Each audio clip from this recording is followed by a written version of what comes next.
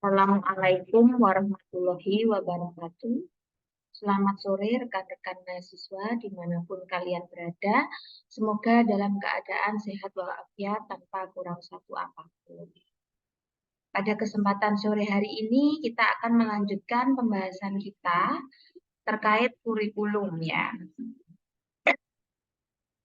3 minggu lalu kita sudah belajar terkait prinsip pengembangan kurikulum dan alasan mengapa kurikulum itu harus dikembangkan. Pada kesempatan sore hari ini, kita akan membahas terkait model pengembangan kurikulum. Mengingat pengertian dari kurikulum itu sendiri, kurikulum itu adalah seperangkat pengaturan mengenai tujuan, isi, cara mempelajari, serta bagaimana cara penilaiannya. Kurikulum ini memiliki sifat dinamis, dia berubah seiring dengan perubahan zaman. Dengan adanya perubahan zaman akan banyak hal-hal yang harus disesuaikan, sehingga kurikulum ini pun juga harus mengalami yang namanya perubahan, atau dalam artian di sini bukan berubah total, tapi pengembangan ya, agar kurikulumnya bisa lebih baik dan menyesuaikan dengan kondisi saat ini. Dalam pengembangan kurikulum tidak lepas dari berbagai aspek yang mempengaruhinya. Seperti ini yang tertampang di layar, pengembangan kurikulum, pengembangan atau perubahan kurikulum itu dipengaruhi oleh cara berpikir, sistem nilai yang berlaku, mulai dari nilai moral, keagamaan, politik, budaya, dan sosial. Lalu juga dipengaruhi oleh proses pengembangan, kebutuhan peserta didik, kebutuhan masyarakat, maupun arah program pendidikan. Karena adanya itu semua, ada tuntutan seperti itu, maka diperlukan yang namanya kegiatan pengembangan kurikulum. Agar pengembangan kurikulum ini dapat terstruktur dan sistematis, dibutuhkan sebuah model pengembangan kurikulum. Apa itu model pengembangan kurikulum? Singkatnya kita sampaikan, model pengembangan kurikulum itu adalah model yang digunakan untuk mengembangkan suatu kurikulum. Jadi acuan ya, acuan untuk mengembangkan suatu kurikulum itu ada modelnya, ada acuannya, ada beberapa jenis model untuk bisa mengembangkan suatu kurikulum. Nah, pengertian lebih lanjut terkait model pengembangan kurikulum. Model pengembangan kurikulum merupakan suatu alternatif prosedur dalam rangka mendesain, menerapkan, dan mengevaluasi suatu kurikulum. Nah, dalam melaksanakan pengembangan atau yang ada pada model pengembangan kurikulum itu nanti akan mencerminkan sebuah sistem perencanaan pembelajaran. Harapannya nanti sistem perencanaan pembelajarannya ini akan mampu memenuhi berbagai kebutuhan dan tuntutan yang ada pada saat itu. Harapan lebih lanjut, setelah bisa memenuhi berbagai kebutuhan dan tuntutan, akan memenuhi standar keberhasilan dalam pendidikan. Kemudian, pengembangan kurikulum juga dibutuhkan untuk memperbaiki atau menyempurnakan kurikulum yang dibuat untuk dikembangkan sendiri, baik dari pemerintah pusat, pemerintah daerah, ataupun sekolah. Nah, model pengembangan kurikulum itu mengacu pada tujuan yang hendak dicapai. Dalam praktik pengembangan kurikulum sering terjadi cenderung hanya menekankan pada pemenuhan mata pelajaran. Jadi kurikulumnya terlalu padat atau terlalu banyak konten materinya, sehingga untuk pelaksanaan atau praktek pengembangan kurikulumnya ini belum efektif dan efisien. Belum bisa mencapai tujuan pembelajaran yang diharapkan. Nah, harusnya seperti apa?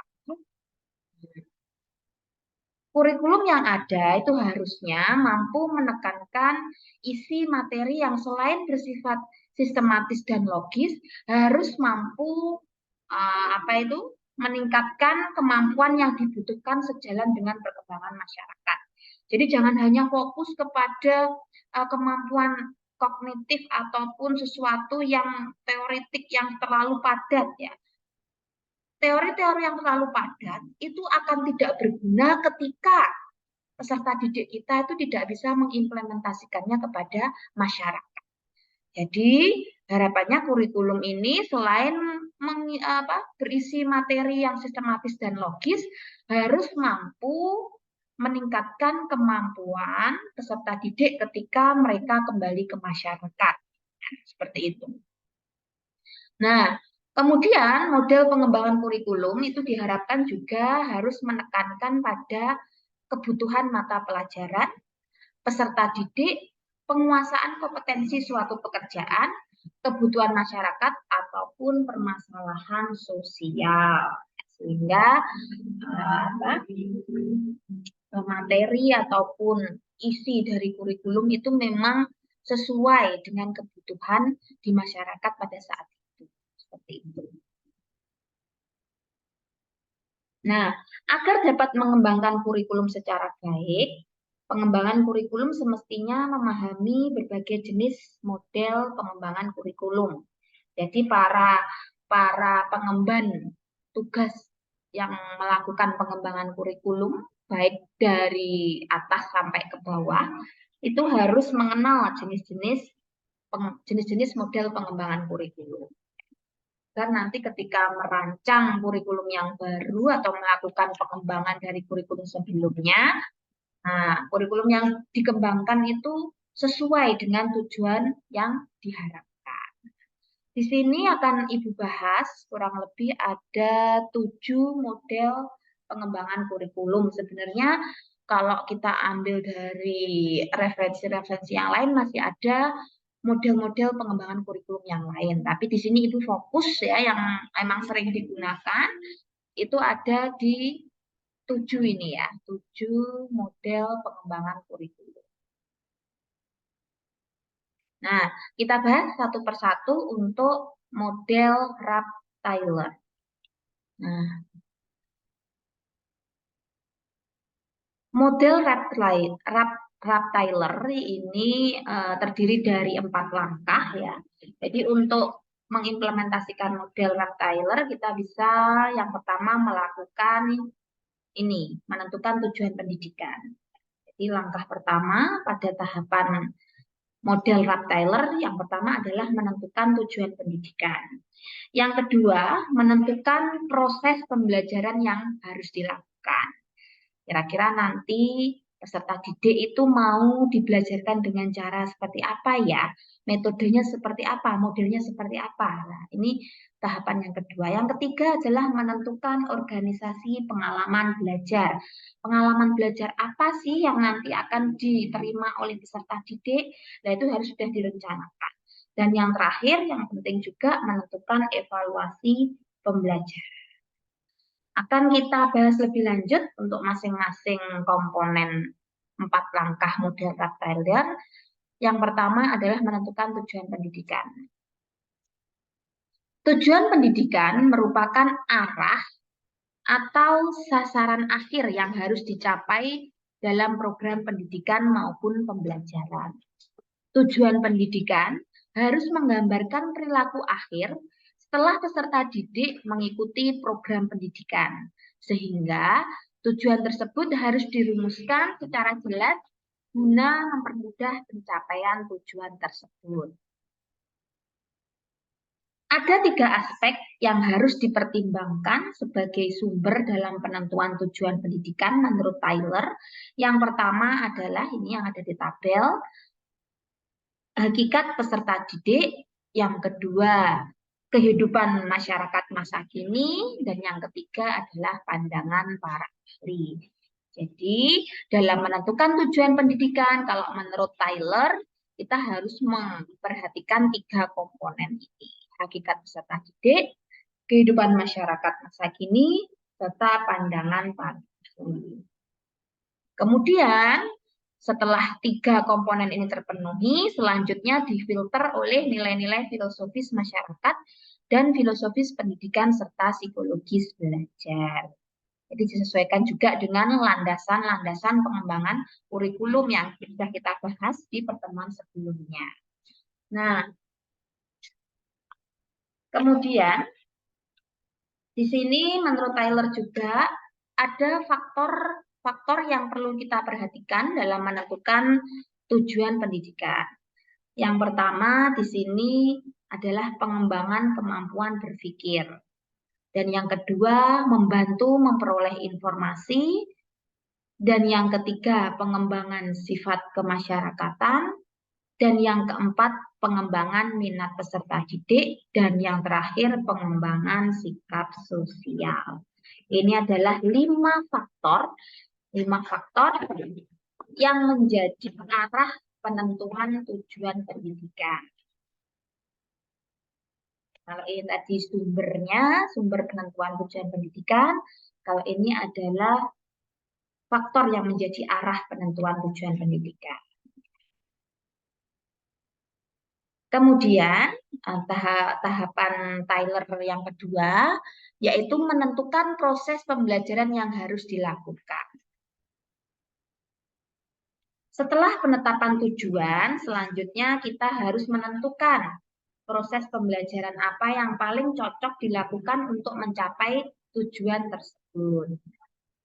Penentuan proses pembelajaran harus memperhatikan persepsi dan latar belakang kemampuan peserta didik. Jadi kemampuan awal dari peserta didik ini harus dipertimbangkan dalam langkah penentuan kurikulum model Tyler ya. Jadi kita harus tahu kemampuan peserta didik itu sejauh apa ya. Artinya, pengalaman yang sudah dimiliki siswa ini harus menjadi bahan pertimbangan dalam menentukan proses pembelajaran selanjutnya. Karena apa? Dalam proses pembelajaran itu akan terjadi interaksi antara peserta didik dengan lingkungan belajar ataupun sumber belajar yang tujuannya nanti akan membentuk sikap, keterampilan, maupun pengetahuan. Jadi dari proses pembelajaran ini nanti akan terjadi yang namanya interaksi antara peserta didik dan lingkungan belajar atau yang disebut nanti kegiatan belajar. Dari kegiatan belajar itu nanti harapannya akan menghasilkan kemampuan yang utuh, tidak hanya pada aspek pengetahuan, tapi juga kemampuan dalam hal keterampilan maupun sikap.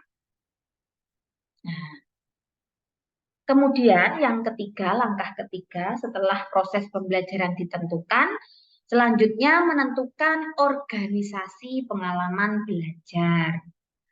Pengalaman belajar di dalamnya ini mencakup tahapan-tahapan pembelajaran dan isi atau materi pembelajaran.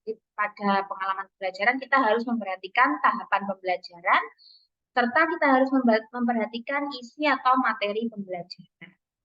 Isi atau materi pembelajaran ini berarti terkait bahan apa sih yang harus dipelajari oleh peserta didik. Nah, materi apa untuk kelas 1, materi apa untuk kelas 2. Nah, ini harus diperhatikan.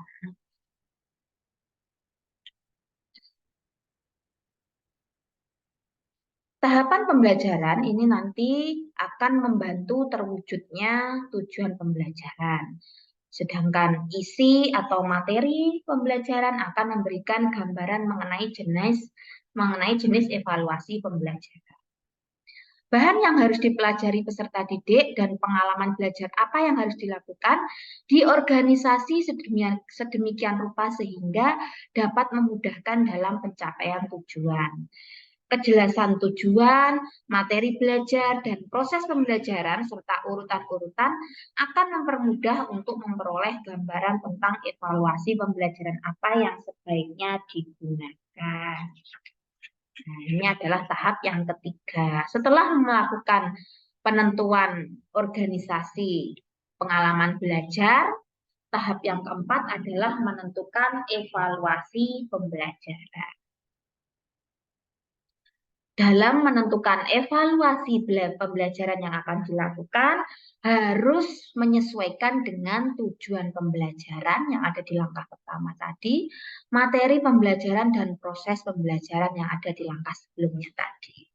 Jadi ini harus sama. Apa yang dievaluasi itu harus sesuai dengan tujuan pembelajarannya, apa yang dievaluasi harus sesuai dengan materi pembelajarannya, dan apa yang dievaluasi harus sesuai dengan proses pembelajarannya. Selain harus mempertimbangkan 3 komponen penting dalam pembelajaran ini, evaluasi pembelajaran juga harus memperhatikan prinsip evaluasi ataupun prinsip penilaian. Prinsip penilaian ada banyak ya, sahih, objektif, terpadu, ekonomis, transparan, akuntabel, sistematis, edukatif, beracuan kriteria, dan berkesinambungan. Jadi apa yang dinilai itu memang benar-benar sesuai dengan apa yang harusnya dinilai, harus adil, harus terpadu, baik itu kemampuan kognitif, psikomotor maupun afektif bisa terukur dengan baik, dengan teliti, dengan jujur, dengan adil, dengan sistematis. Nah, itu adalah prinsip-prinsip penilaian. Nah, yang kedua, setelah model Tyler selesai, kita masuk ke model administratif. Jadi pengembangan kurikulum, model pengembangan kurikulum yang kedua, yaitu model administratif atau top-down.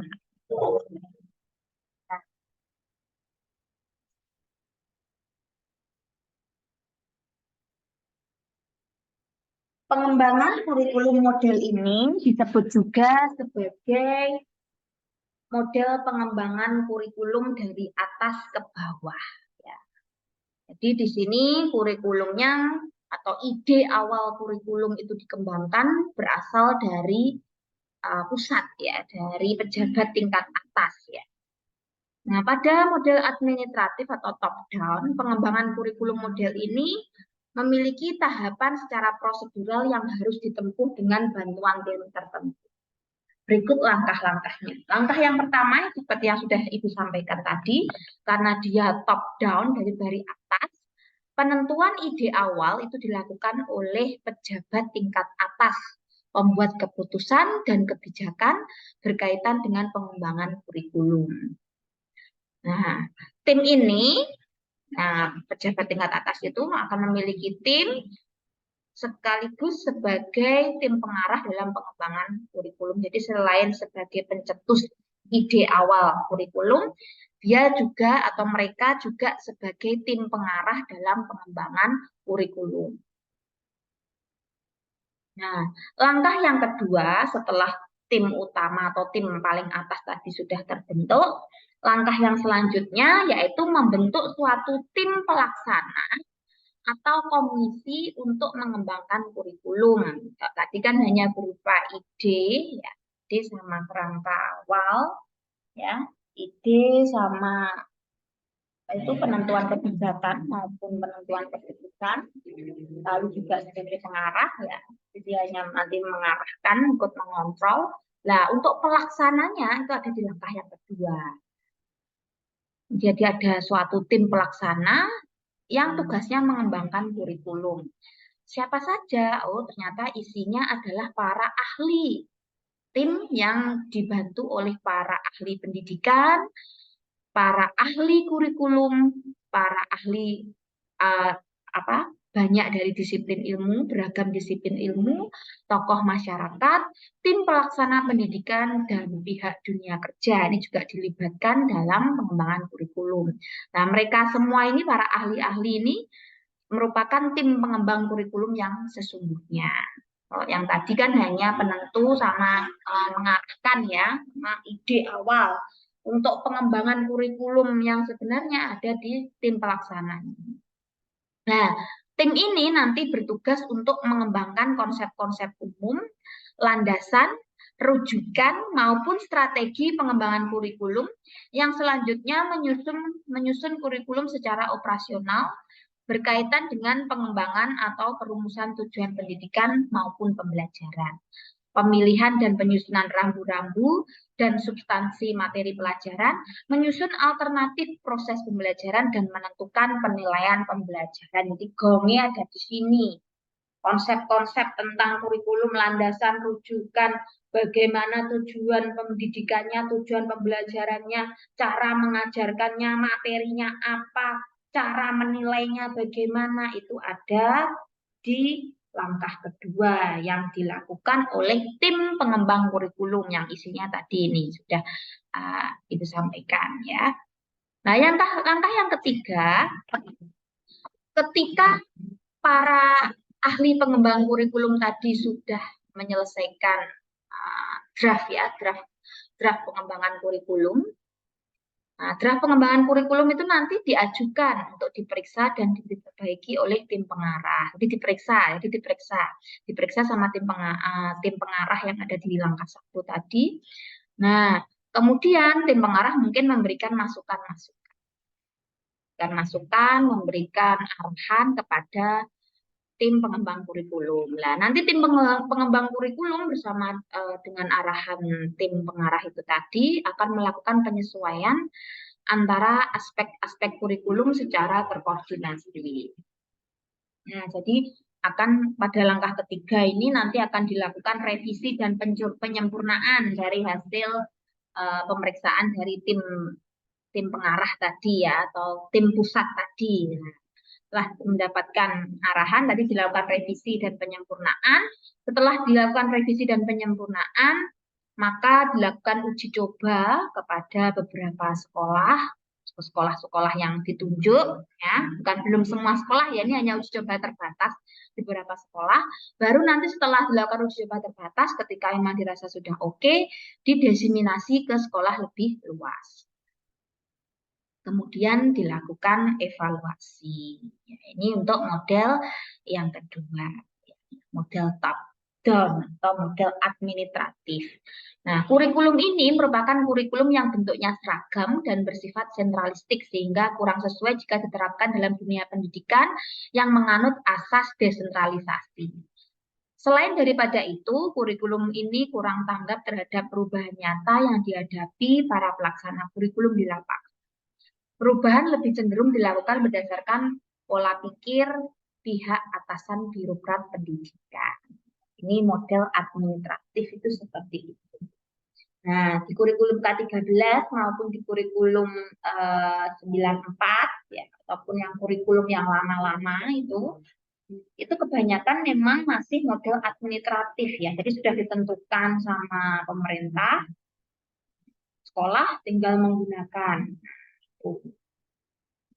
Dan bisa jadi itu tidak sesuai, makanya ini menjadi sebuah kelemahan pada model administratif. Ya. Kemudian yang selanjutnya ada model grassroots ya. Kalau model grassroots ini adalah kebalikan dari model administratif ya.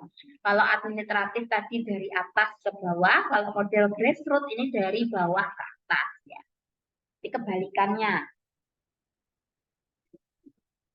Model pengembangan kurikulum ini karena dari bawah ya berarti dia diawali dari gagasan guru-guru sebagai pelaksana pendidikan di sekolah. Jadi bawahnya itu adalah dari gagasan guru-guru yang merasakan atau yang mengalaminya sendiri proses pendidikan atau proses pembelajaran. Di model grassroots itu berasal dari gagasan para guru. Nah, model grassroots ini dikatakan lebih demokratis dibandingkan model administratif ya, karena memang ini diawali dari gagasan guru ya sebagai pengembang kurikulum ya. Pengembangan dilakukan oleh para pelaksana lapangan yaitu guru ya, sehingga perbaikan dan peningkatan dapat dimulai dari unit-unit terkecil dan spesifik menuju pada bagian-bagian yang lebih besar. Nah, model grassroots. Ada beberapa hal yang harus diperhatikan dalam pengembangan kurikulum model grassroots, diantaranya guru harus profesional. Tadi kan dikatakan guru yang melakukan pengembangan kurikulum ya, berarti di sini guru harus profesional.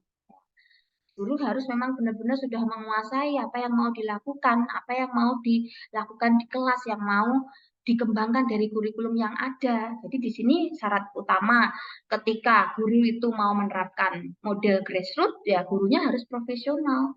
Dan yang kedua, guru harus terlibat penuh dalam perbaikan dan penyelesaian permasalahan kurikulum.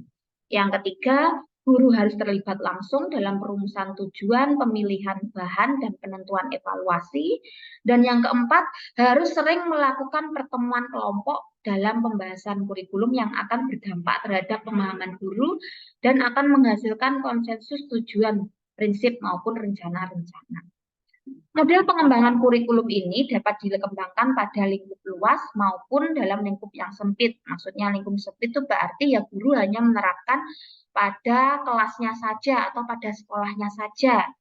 Nah, baru kalau memang apa yang dia lakukan itu baik dan bisa disalurkan ke yang lain, nah itu baru boleh nanti disebarkan ke lebih luas lagi ke sekolah-sekolah yang lain. Nah, sehingga di sini memang membutuhkan guru yang memang benar-benar profesional dan memang dia yang terlibat penuh dalam proses perbaikan maupun penyelesaian permasalahan kurikulum.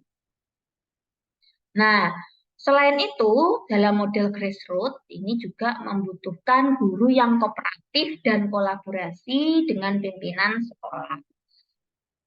Nah, ketika guru melakukan perubahan, ya dia juga membutuhkan dukungan dari kepala sekolah sebagai pemimpin sekolah, ya harus mendukung apa yang dilakukan oleh guru, menyediakan sarana-prasarana penunjang.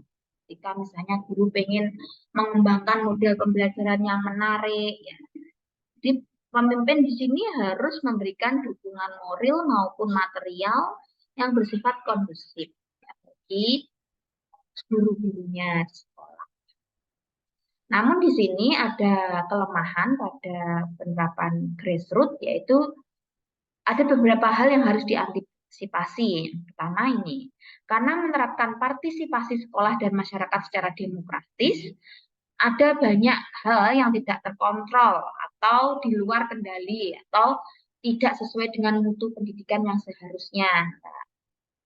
Maka di sini tetap harus dilakukan yang namanya pengawasan ketika menerapkan metode model grassroots, ya harus ada yang namanya verifikasi ataupun pengawasan, ya apakah sudah benar, apakah sudah benar-benar mencapai tujuan pembelajaran yang ditetapkan, progresnya sudah sesuai, pengalaman belajar yang diajarkan sudah sesuai dengan standar yang sudah disampaikan oleh pemerintah atau sudah ditetapkan oleh pemerintah, sehingga kebijakan dari pusat pun di sini tetap harus dipertimbangkan. Jadi tetap harus dijadikan acuan walaupun bukan acuan utama. Kita boleh mengembangkan. Kalau pada model grassroots ini memang guru diberikan hak kewenangan untuk merubah, ya, mengembangkan ya, sesuai dengan kebutuhan di lapangan. Makanya di sini memang dia lebih demokratis, dikatakan lebih demokratis itu seperti itu. Pengembangan kurikulum model grassroots ini secara teknis operasional bisa dilakukan dalam pengembangan kurikulum secara menyeluruh maupun pengembangan hanya terhadap aspek-aspek tertentu saja.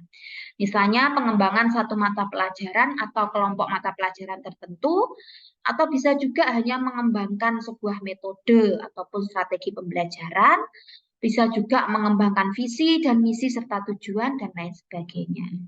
Dengan demikian, yang dimaksud pengembangan kurikulum, baik pendekatan top-down approach maupun grassroots approach, ya tadi yang dari atas ke bawah maupun dari bawah ke atas, secara teknis bisa pengembangan terhadap kurikulum secara menyeluruh, ataupun pengembangan hanya berkenaan dengan bagian atau aspek tertentu saja sesuai dengan kebutuhan. Jadi di sini memang model pengembangan kurikulum tipe grassroots ini, jika memang guru merasa kurikulum yang berlaku saat ini tuh kurang sesuai dengan kebutuhan di sekolah masing-masing, guru ini diberikan wewenang ya untuk mengembangkan kurikulumnya sendiri sesuai dengan mungkin kebijakan dari sekolah. Makanya memang sekolah itu kan sebagian sekolah yang memang sudah memiliki SDM guru-guru yang berkualitas itu memiliki kurikulum sendiri ya, atau yang disebut sebagai KOSP, kurikulum operasional standar pendidikan. Jadi masing-masing sekolah itu memiliki kurikulum ciri khas tersendiri dibandingkan sekolah-sekolah lain. Nah, ini berarti dia menerapkan model grassroots di situ. Jadi mungkin ada kurikulum utama dari pemerintah, misalnya kurikulum K13 ya. Kurikulum K13 mungkin ketika diterapkan di lapangan, guru merasa kurang sesuai atau bagaimana, atau pengen menyesuaikan dengan kebutuhan di sekolah. Ya, akhirnya mereka mengembangkan kurikulum yang ada, boleh mengembangkan secara keseluruhan atau hanya mengembangkan mungkin strategi belajarnya atau metodenya saja yang dikembangkan. Nah, itu boleh. Ini adalah model grassroots itu seperti itu, lebih demokratis itu seperti itu. Nah, untuk apa model grassroots atau down top ini biasanya digunakan oleh sekolah-sekolah yang sudah maju, yang memiliki SDM mumpuni, yang memang gurunya harus profesional dan mau melakukan perubahan ya, atau mau menyesuaikan dengan kebutuhan dari siswa, tidak hanya apa itu wes gunakan apa enake sama pemerintah ya. Berarti kalau hanya menggunakan apa adanya dari pemerintah ya berarti dia menerapkan yang model administratif. Tapi kalau guru melakukan pengembangan menyesuaikan dengan kebutuhannya, lah berarti dia menggunakan model grassroots seperti ini. Nah, masing-masing sekolah itu kan memiliki mungkin keunikan atau memiliki ciri khas ya, sehingga dia harus menyesuaikan. Mungkin muatan lokalnya ditambahkan kegiatan main angklung atau mungkin gamelan. Nah, itu dibolehkan ya. Ini ada di model grassroots, memang berangkat dari pelaksana-pelaksana di lapangan. Sehingga memang lebih demokratis ya. Nah, di tingkat perguruan tinggi pun juga demikian ya. Di perguruan tinggi itu kurikulum lebih fleksibel ya, diterapkan oleh dosen-dosen. Dia atau mereka atau dosen-dosen itu lebih banyak mengembangkan materinya sendiri, mengembangkan proses mengajarnya sendiri, menyesuaikan dengan kebutuhan di lapangan. Jadi memang lebih banyak menggunakan model grassroots kalau untuk tingkat perguruan tinggi juga ya. Nah, yang selanjutnya ada model demonstrasi. Model demonstrasi ini adalah suatu upaya inovasi kurikulum dalam skala kecil yang selanjutnya digunakan dalam skala yang lebih luas, tetapi dalam prosesnya sering mendapatkan tantangan ataupun ketidaksetujuan dari pihak-pihak tertentu. Nah, model demonstrasi ini sebenarnya ide awalnya datang dari model grassroots, jadi hampir sama dengan model pengembangan kurikulum tipe grassroots ya. Dari bawah ke atas, jadi hampir sama, tapi dia juga lebih demokratis juga. Nah, menurut Smith, Stanley, dan Source, ada dua bentuk model pengembangan ini ya. Yang pertama, ada model demonstrasi yang pertama, sekelompok guru dari beberapa sekolah itu diorganisasi dan ditunjuk oleh Kementerian Pendidikan untuk melaksanakan uji coba kurikulum. Ya, kalau saat ini pada implementasi kurikulum Merdeka itu kan ada beberapa sekolah yang ditunjuk sebagai sekolah penggerak, ada guru-guru penggerak. Lah, ini sebenarnya ini sesuai dengan model yang pertama. Kelompok guru ditunjuk oleh kementerian untuk melaksanakan uji coba kurikulum. Ini sudah dimulai dilakukan sejak tahun 2021 ya. 2021 ketika menerapkan kurikulum Merdeka di awal itu memang belum semua sekolah, tapi hanya sekolah-sekolah penggerak dan guru-guru penggerak yang memang ditunjuk oleh Kementerian Pendidikan untuk melaksanakan uji coba kurikulum. Tim ini nanti akan melakukan proyek melalui kegiatan penelitian dan pengembangan untuk menghasilkan suatu model kurikulum yang diharapkan dan dapat digunakan pada lingkungan sekolah yang lebih luas dalam rangka inovasi dan perbaikan suatu kurikulum. Jadi tadi timnya itu sudah ditunjuk oleh kementerian, sudah dilatih, lalu diminta untuk melakukan uji coba kurikulum pada sekolahnya. Sekolah penggeraknya itu didampingi oleh guru-guru penggerak di uji coba. Baru nanti ketika memang dirasa uji cobanya bagus, hasilnya baik, nanti akan disebarkan ke lingkungan sekolah yang lebih luas dalam rangka inovasi dan perbaikan suatu kurikulum. Itu yang model pertama. Jadi gurunya ditunjuk sama kementerian yang memang diminta untuk menguji coba kurikulum yang baru ya. Lalu yang model kedua ini guru-gurunya nggak ditunjuk, tapi guru-gurunya sendiri yang merasa kurang puas dengan kurikulum yang sudah ada. Sehingga ketika mereka merasa kurang puas dengan kurikulum yang sudah ada, mereka nanti akan diminta untuk mengadakan eksperimen, uji coba, dan mengadakan pengembangan secara mandiri. Pada dasarnya, guru-guru tersebut mencobakan yang dianggap belum ada dan merupakan suatu inovasi terhadap kurikulum sehingga berbeda dengan pengembangan kurikulum yang berlaku. Dengan harapan akan ditemukan pengembangan kurikulum yang lebih baik dari yang ada.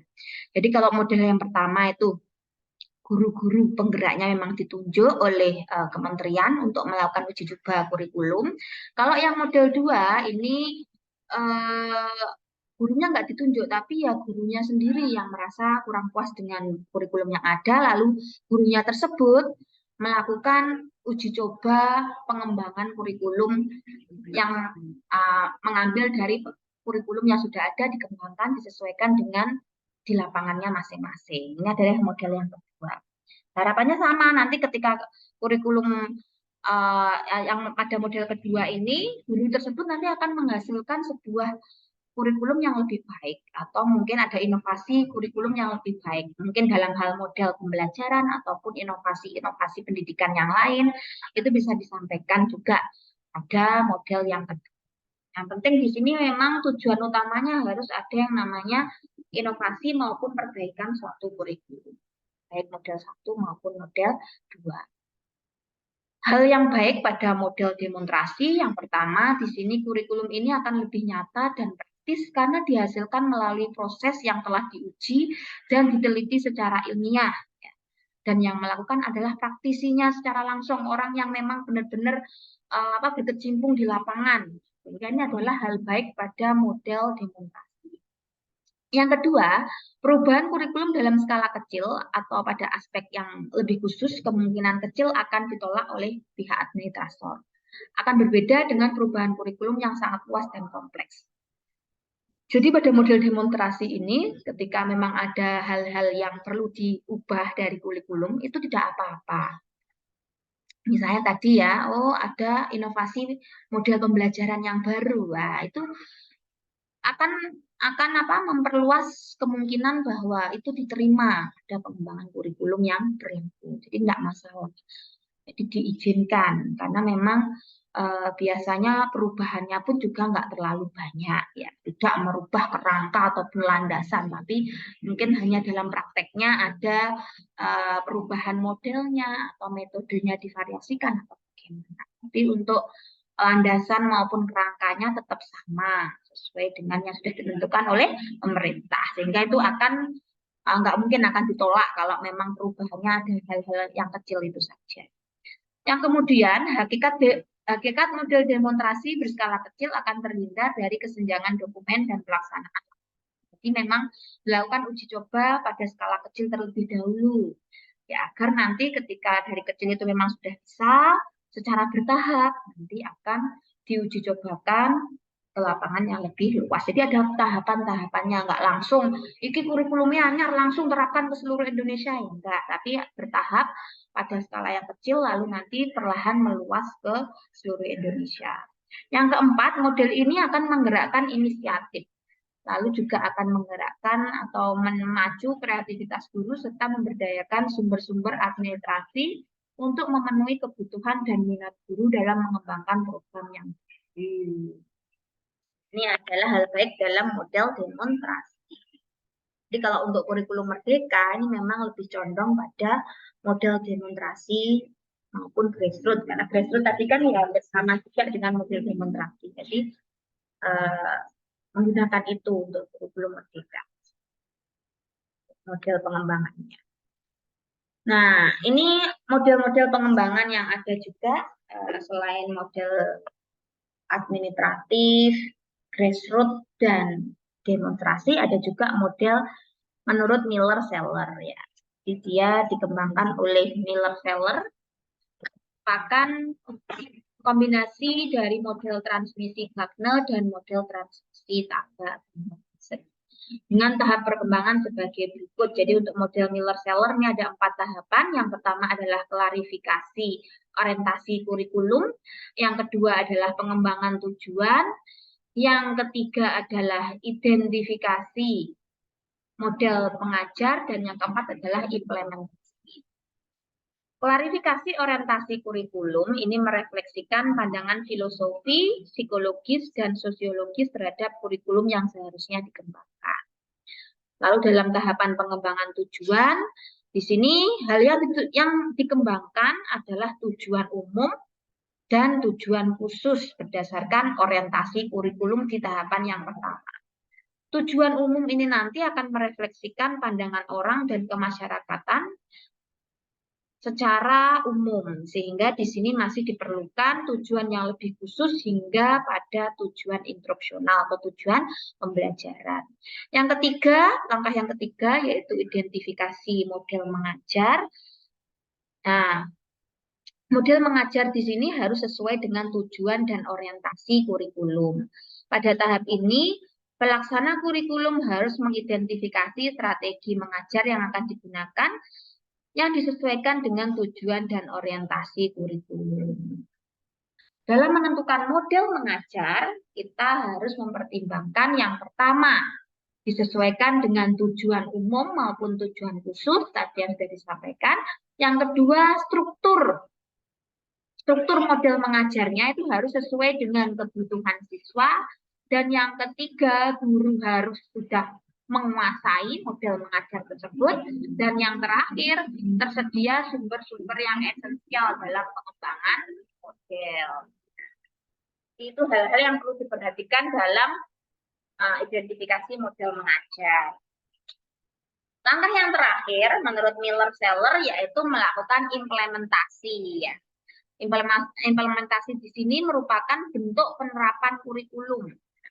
Implementasi sebaiknya dilaksanakan dengan memperhatikan komponen program studi, identifikasi sumber, peranan, pengembangan profesional, penetapan waktu, komunikasi, dan sistem monitoring.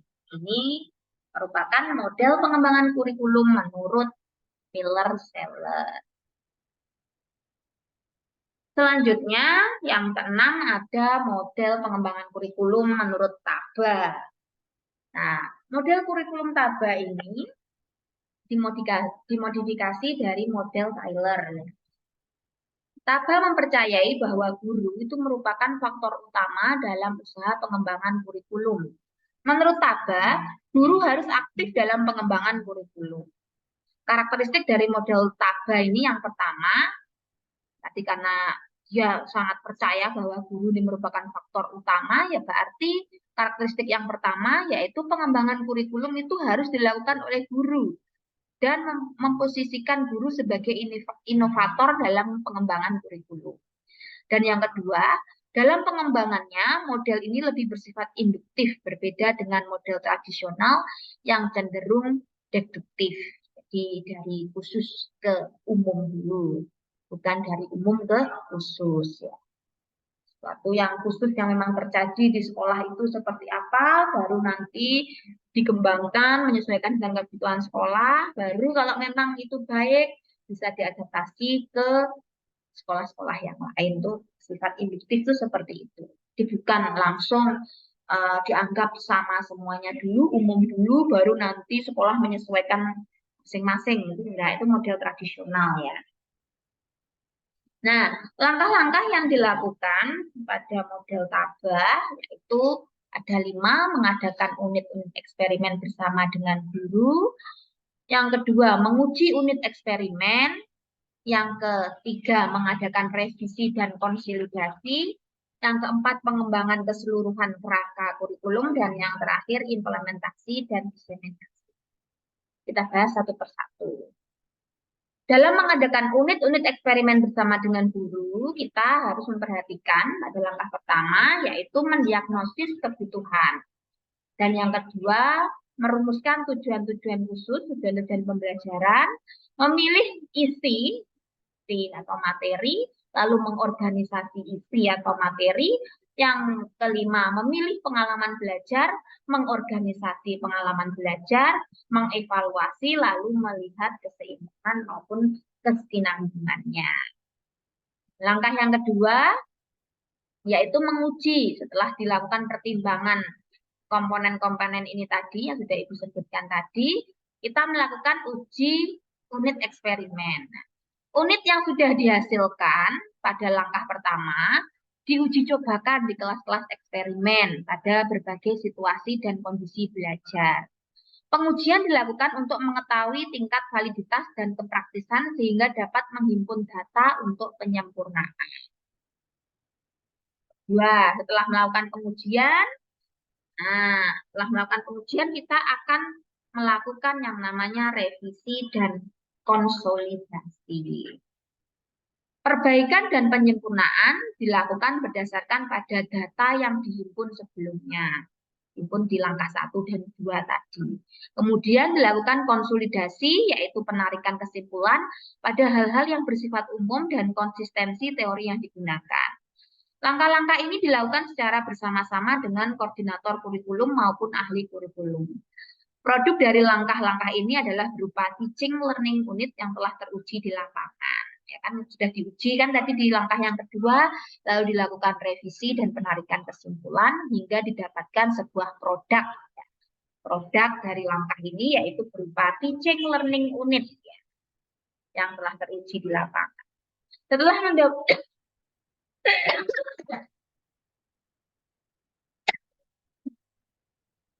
setelah mendapatkan hasil atau produk ini tadi, apabila dalam kegiatan penyempurnaan dan konsolidasi telah diperoleh hasil yang sifatnya lebih menyeluruh atau berlaku lebih luas, maka harus dikaji lagi oleh para ahli kurikulum. Jadi setelah diambil kesimpulan, tetap harus diuji lagi sama ahli kurikulum. Baru setelah diuji sama atau dikaji oleh ahli kurikulum, lalu yang terakhir dilakukan penerapan dan penyebarluasan program ke daerah dan sekolah-sekolah. Dan dilakukan pendataan tentang kesulitan serta permasalahan yang dihadapi guru di lapangan.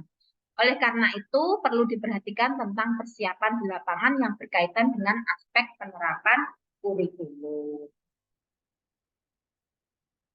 Lalu yang selanjutnya ada model Buchan. Ya. Model ini dikembangkan oleh George A. Buchan, seorang ahli kurikulum, di mana di sini juga ada 5 tahapan, yaitu kita harus menentukan terlebih dahulu ya wilayah mana yang akan diimplementasikan kurikulumnya atau akan diterapkan oleh kurikulumnya. Mungkin hanya satu sekolah dulu, atau satu kecamatan dulu, atau satu kabupaten dulu, atau satu provinsi dulu, atau langsung secara nasional. Kalau model Buchan kita langsung menentukan kira-kira cakupan wilayah penerapan kurikulumnya nanti bagaimana, hanya lokal aja atau sampai nasional.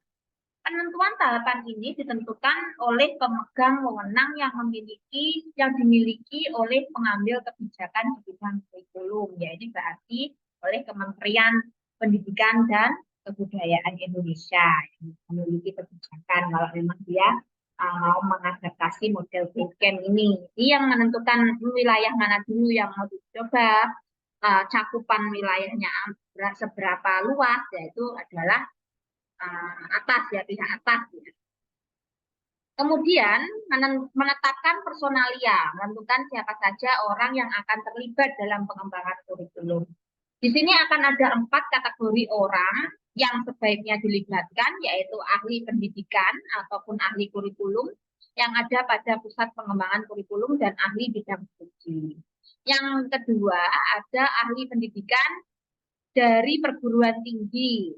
Jadi kan kementerian itu pun juga memiliki ahli pendidikan, ahli pengembangan kurikulum, dan ahli bidang studi di kementerian itu sendiri. Tapi kita juga harus mengambil ahli pendidikan dari perguruan tinggi ataupun sekolah dan guru-guru terpilih. Jadi orang-orang yang berkecimpung di lapangan juga harus dilibatkan. Lalu yang ketiga, para profesional dalam bidang pendidikan, juga orang yang berkecimpung di lapangan juga harus dilibatkan. Profesional lain dan tokoh-tokoh masyarakat pun juga bisa dilibatkan. Nah, kemudian langkah yang ketiga adalah organisasi dan prosedur pengembangan kurikulum. Langkah ini berkenaan dengan prosedur dalam merumuskan tujuan umum dan tujuan khusus. Lalu, selain menentukan tujuan umum dan tujuan khusus, ditentukan isi maupun materi, lalu juga pengalaman belajar. Lalu yang terakhir ada kegiatan evaluasi. Juga dalam menentukan desain kurikulum secara keseluruhan. Ini adalah tahap 3. Yang keempat yaitu implementasi kurikulum. Pelaksanaan kurikulum yang telah dikembangkan oleh tim pengembang dalam pelaksanaan kurikulum dibutuhkan kesiapan dari implementasi itu kan pelaksanaan ya, pelaksanaan kurikulum, penerapan kurikulum. Nah, dalam pelaksanaan atau penerapan kurikulum ini dibutuhkan kesiapan dari guru, siswa, fasilitas, biaya, manajerial sekolah, dan kepemimpinan di sekolah. Nah, setelah dilakukan implementasi atau penerapan, dilakukan yang namanya evaluasi. Pelaksanaan kurikulum nah, itu dilakukan oleh guru-guru. Lalu juga evaluasi kurikulum nanti atau hal-hal yang perlu dievaluasi ya. Ini evaluasi kurikulum itu maksudnya hal-hal yang perlu dievaluasi itu apa? Oh, pelaksanaan kurikulum oleh guru-guru itu sudah seperti apa? Lalu juga desain kurikulumnya seperti apa? Hasil belajar siswanya bagaimana? Lalu keseluruhan dari sistem kurikulumnya bagaimana? Nah, data yang terkumpul dari tahap evaluasi ini nanti akan digunakan untuk bahan penyempurnaan kurikulum. Ini adalah model-model pengembangan kurikulum ya yang biasa diadaptasi oleh para ahli-ahli pengembang kurikulum. Demikian yang bisa Ibu sampaikan terkait model-model pengembangan kurikulum. Silahkan nanti dibaca-baca lagi PowerPoint-nya. Nanti Ibu akan share materi ini sekaligus materi yang mungkin kemarin belum Ibu share, ya akan Ibu jadikan satu di Google Drive. Silahkan dipelajari untuk persiapan UTS. Ini kalau materi ini ada pertanyaan, silahkan tinggalkan pada kolom komentar ataupun lewat grup WA juga boleh, monggo dipersilahkan ya. Sekian ya yang bisa Ibu sampaikan, kurang lebihnya Ibu mohon maaf, semoga bisa dipahami dan bermanfaat. Wassalamualaikum warahmatullahi wabarakatuh.